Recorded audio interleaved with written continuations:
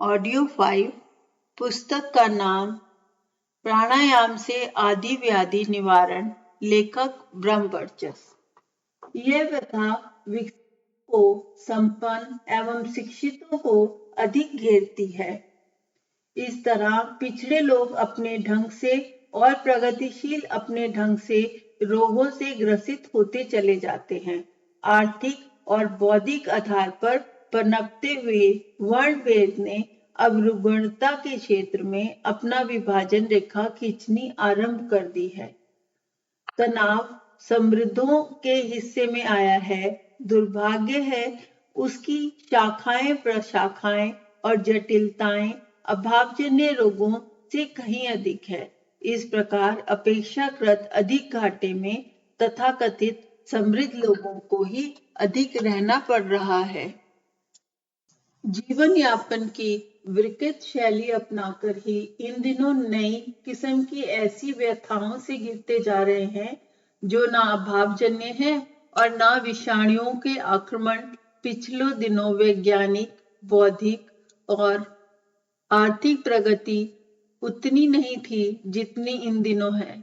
इतने पर भी पूर्वज हल्की फुल्की जिंदगी जीने से के अभ्यस्त थे और चिंताओं भ्रांतियों से कुत्साओं कुंठाओं से उतने नहीं घिरे रहते थे जितने कि आज के तथाकथित सभ्य मनुष्य। विकास की एक सीढ़ी यह भी मानी जा सकती है कि मनुष्य अनुदार था और उच्छृंखलता की दिशा में तेजी से बढ़ता भागता चला जा रहा है। नई परिस्थितियों में नए किस्म के ऐसे रोग उत्पन्न हो रहे हैं जिनका प्रस्तुत चिकित्सा ग्रंथों में उल्लेख नहीं मिलता और चिकित्सकों को अनुमान के आधार पर इलाज का तीर तुक्का बिठाना पड़ता है। प्रतिपादन का विषय किसी चिकित्सा पद्धति में उलझना नहीं, वरन यह है कि समग्र आरोग्य के लिए मनः तत्वों को आधार माना जाए और उसी के सहारे मानसिक तथा शारीरिक व्याधियों से छुटकारा पाने की बात सोची जाए। यह इसलिए कहा जा रहा है कि चेतना स्वतंत्र ही नहीं समर्थ भी है।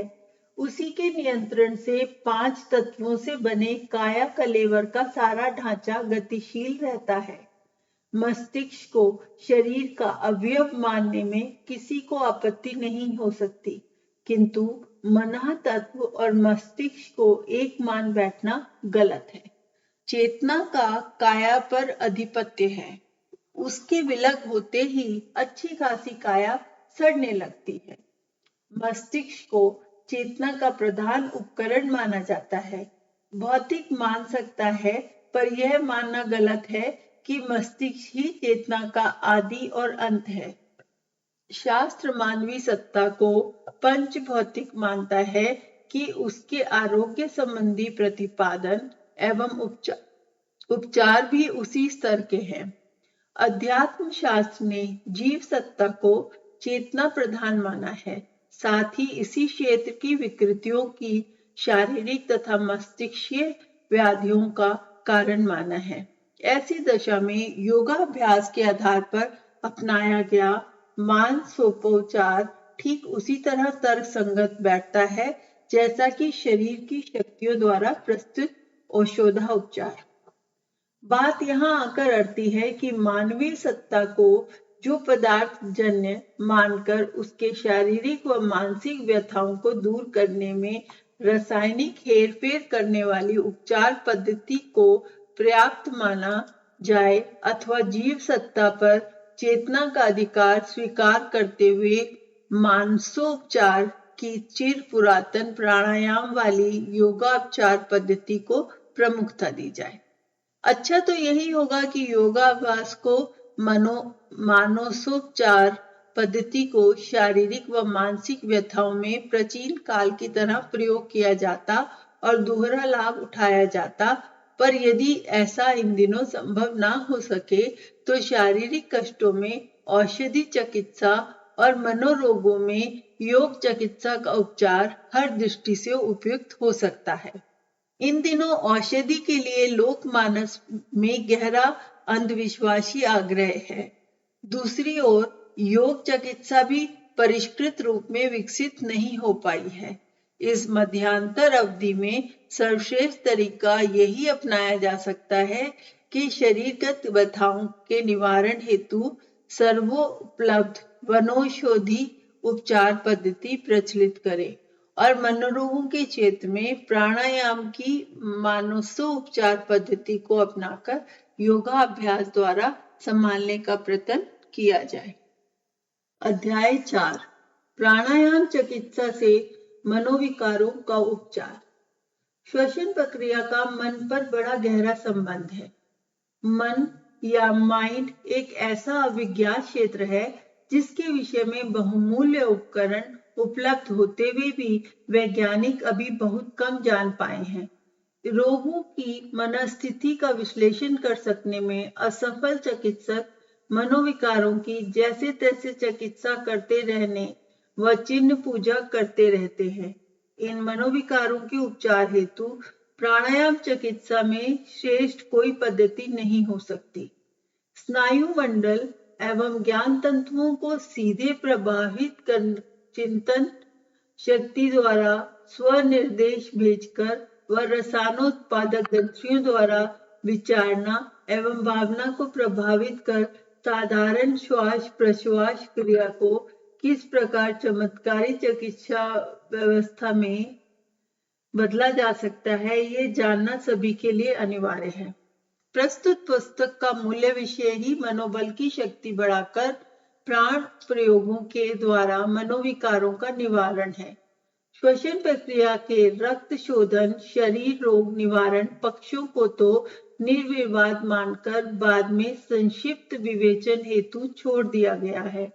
मूल समस्या मनोविकारों की है, जिसका आज बहुमूल्य है वह उपचार दूर दूर तक नजर नहीं आता। मन संस्थान की विकृति ही रोगों का मूल कारण। चिंता, भय, आशंका, असंतोष, ईर्ष्या, द्वेष, उद्वेग, आत्महीनता, अपराधी वृत्ति का ही यदि मन पर नियंत्रण हो तो मन संस्थान का सारा संतुलन ही गड़बड़ा जाएगा और उसका प्रभाव सारे शरीर संस्थान पर अनेक शारीरिक व्याधियों के रूप में दिखाई देगा। सोचने का तरीका विकृत हो जाने पर सामान्य परिस्थितियां भी प्रतिकूल दिखाई पड़ती हैं और उनसे डरा घबराया हुआ व्यक्ति अपना संतुलन गंवा बैठता है। झाड़ी का भूत बन जाना, रस्सी का सांप बन जाना भ्रम की प्रतिक्रिया को प्रत्यक्ष कर देता है। प्रतिकूलताएं वस्तुतः उतनी होती नहीं जितनी की समझी जाती हैं। मनुष्य हर स्थिति में गुजारा कर सकने योग्य शरीर और हर परिस्थिति में मुस्कुराते रह सकने योग्य मन लेकर जन्मा है। इनकी मूल संरचना का कोई दोष नहीं है। शरीर व्याधि से और मन आदि से यदि ग्रसित है तो उन विपत्तियों का कारण अपना ही भूल होती है। असंयम हमें रुग्ण बनाता है और असंतुलन से हम अर्ध विक्षिप्त दिखाई पड़ते हैं। शरीर के साथ अनिति बरती जाए तो वह देर सबेर में रुग्ण होकर रहेगा, कमजोरी और रोती कहराती स्थिति में घसीट कर ले जावेगी। मस्तिष्क के साथ यदि अनिति बरती जाए तो उसे कुसंस्कारी चिंतन का अभ्यासी बनाया गया है या तो संकटपूर्ण परिस्थिति पैदा कर लेगा और या फिर सामान्य स्थिति में ही विपरीतता का आरोपण करके विक्षुब्ध रहने लगेगा। इस विक्षुब्धता को ही मानसिक रुग्णता कहा जाता है। इन दिनों शारीरिक रोग भी बेतरह बढ़ रहे हैं। नई नई किस्म के नई नई आकृति प्रकृति के रोग हर साल उठ खड़े होते हैं और डॉक्टर उनका अता पता चलाने व उपचार खोजने के लिए नित्य नई परेशानी अनुभव करते हैं। पुराने जमाने में परिचित रोगों की भी अब इतनी अधिक शाखाएं प्रशाखाएं फूट पड़ी हैं कि उन्हें नए रोग की संज्ञा देने में भी कोई आपत्ति नहीं होनी चाहिए। मानसिक रोगों की बढ़ोतरी इससे भी अधिक तेज और भयंकर है। जिस तरह पूर्ण स्वस्थ कहे जा सकने योग्य शरीर कठिनाइयों से भी ढूंढे मिलेंगे, उसी तरह ऐसे मनुष्य कदाचित ही मिलेंगे जिनका मस्तिष्क मानसिक रोगों के कारण विकृत जंजर बना हुआ ना हो। आज की बड़ी अनैतिकता और असामाजिकता ऐसी समस्याएं उत्पन्न करती हैं जिससे सामान्य मनोबल का व्यक्ति सहज ही विक्षुब्ध हो जाता है।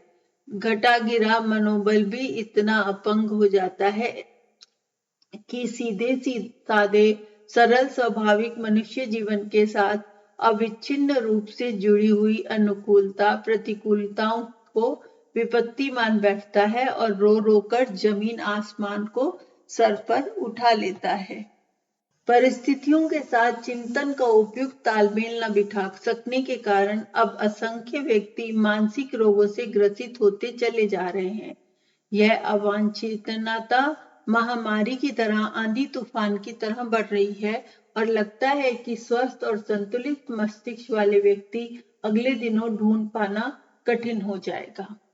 शरीर की तुलना में मन का मूल्य हजारों गुना अधिक है। उसी प्रकार शरीर रोगों की तुलना में मानसिक रोगों की क्षति अत्यधिक है। शरीर रोगी रहे किंतु मस्तिष्क स्वस्थ हो तो मनुष्य अनेक मानसिक पुरुषार्थ कर सकता है, किंतु यदि मस्तिष्क विकृत हो जाए तो शरीर के पूर्ण स्वस्थ होने पर भी सब कुछ निरर्थक बन जाएगा।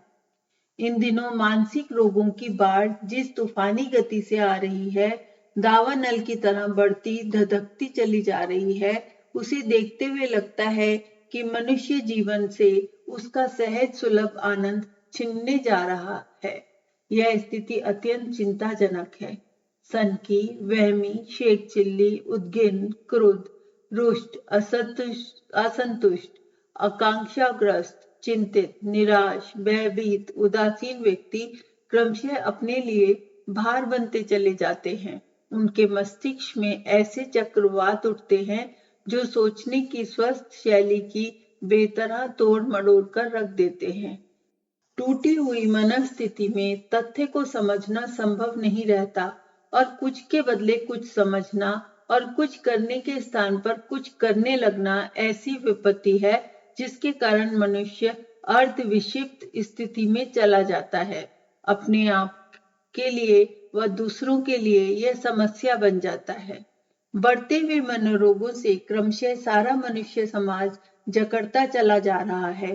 संतोष इतना ही है कि विपत्ति पूर्ण उन्माद की स्थिति तक नहीं पहुंची है। मस्तिष्क के छोटे छोटे हिस्सों पर ही उसका आधिपत्य जमाया है और लोग अर्धविक्षिप्त जैसे दिखाई पड़ते हैं।